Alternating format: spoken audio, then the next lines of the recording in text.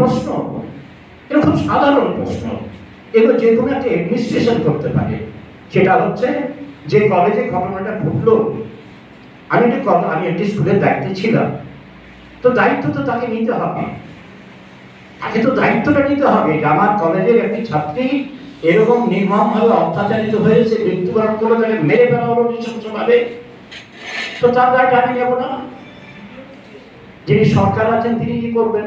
তিনি যদি স্বেচ্ছায় সেই দায়িত্ব নিয়ে তিনি যদি পদত্যাগ করতেন, নিশ্চয়ই সেটা একটা বড় দৃষ্টান্ত হতে পারত যে আমার গাফিলতি আছে, আমার ব্যর্থতা আছে, আমি ওই মেয়েটিকে আমি প্রোটেকশন দিতে পারিনি। তিনি চেয়ার রাখলে বসে থাকতেন, প্রশাসন তাকে সমর্থন করলো। পরবর্তী ক্ষেত্রে যখন চাপ পড়লো, আন্দোলনের জোয়ারে যখন বেঁচে যাওয়ার মতো তিনি উপক্রান্ত হলেন, সেই সময় তাকে বদলি করা হলো এবং তাকে প্রাইজ পোস্টিং দেওয়া হলো।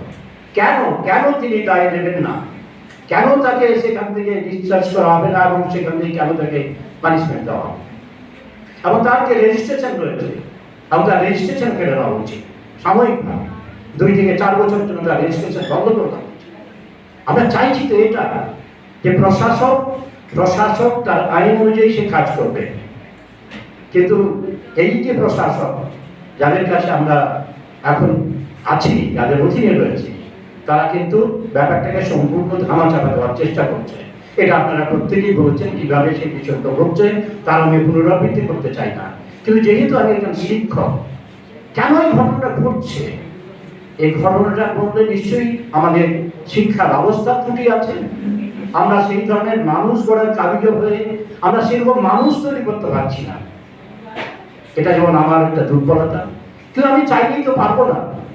আপনারা যদি লক্ষ্য করেন, এই নতুন যে এডুকেশন পলিসি তৈরি হয়েছে 2020 সালে, সেখানে মানুষ তৈরি করার জন্য কোনো ব্যবস্থা, সেখানে মানুষকে একটা রোবট বানানোর জন্য ব্যবস্থা করা হয়েছে। তাহলে এই যদি শিক্ষা ব্যবস্থা হয় এবং দেশের মধ্যে যদি অর্থনৈতিক অবস্থাটা এমন একটা জায়গায় পৌঁছে যায় যেখানে মানুষ নিজে স্বাবলম্বী হতে পারছে না, তার কাছে কোনো চাকরি নেই, তার কাছে কোনো ভবিষ্যৎ নেই, সারাদিকটা অন্ধকার, তার মধ্যে এই ঘটনাটা ঘটবে। তাহলে এই যে ঘটনাগুলো ঘটছে এর মূলত কারণ হচ্ছে শিক্ষা, সংস্কৃতি এবং সমাজ। এই শিক্ষার জায়গাটা, সংস্কৃতির জায়গাটা এবং এই সমাজের জায়গাটাকে এটা যদি আমরা রিফাইন করতে না পারি, এটা যদি আমি পরিশ্রুত করার যদি কোনো পরিকল্পনা গ্রহণ করতে পারি না পারি, তাহলে শুধুমাত্র এই ফাঁসিকে লোককে দিয়ে এই সমস্যার সমাধান করা কোনোভাবেই সম্ভব নয়। ন্যাচারালি আমরা উই ওয়ান্ট জাস্টিস, কিন্তু একজন মুখ্যমন্ত্রী বলেন কি করে যে আমি ফাঁসি চাই? আমি কি বলতে পারি আপনার ফাঁসি চাই আমি? সেটা একটা জুডিশিয়াল সিস্টেমের মধ্যে আসবে, সেটা হচ্ছে জুডিশিয়াল প্রক্রিয়া।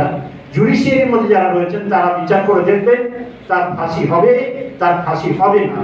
তিনি প্রচার করে দিলেন আমি ফাঁসি চাই, অর্থাৎ আমরা যারা জাস্টিস চাইছি, আমাদের যারা প্রশাসক রয়েছে তারা বলছেন আমরাও জাস্টিস চাইছি।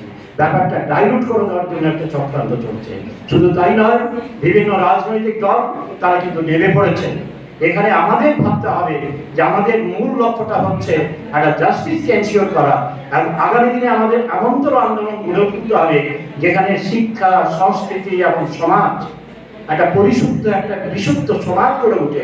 সেই আন্দোলনেও আমাদের সামিল হতে হবে।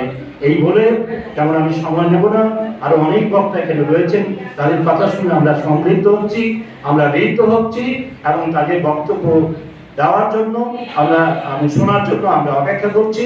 এই কথা বলে আপনাদের প্রত্যেককে সংগ্রামী অভিনন্দন জানাই। আপনারা আগামী দিনে সংগ্রাম করুন, এই ধারাবাহিকতা বজায় মানুষ সঙ্গে থাকবে। একবার ডাক দিলে হাজার হাজার মানুষ কিন্তু চলে আসবে। সেই ডাকটা আপনাদের যেতে থাকুন, আমরা আপনাদের পাশে আছি। এই কথা বলে সবাইকে আমার শুভেচ্ছা, ভালোবাসা জানিয়ে আমার কথা আমি শেষ করব। নমস্কার।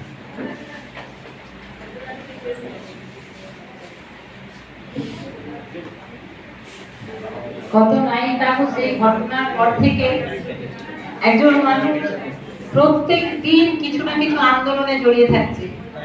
সে তার মাধ্যম আবৃত্তির মাধ্যমে সে তার প্রতিবাদটা জানাবে।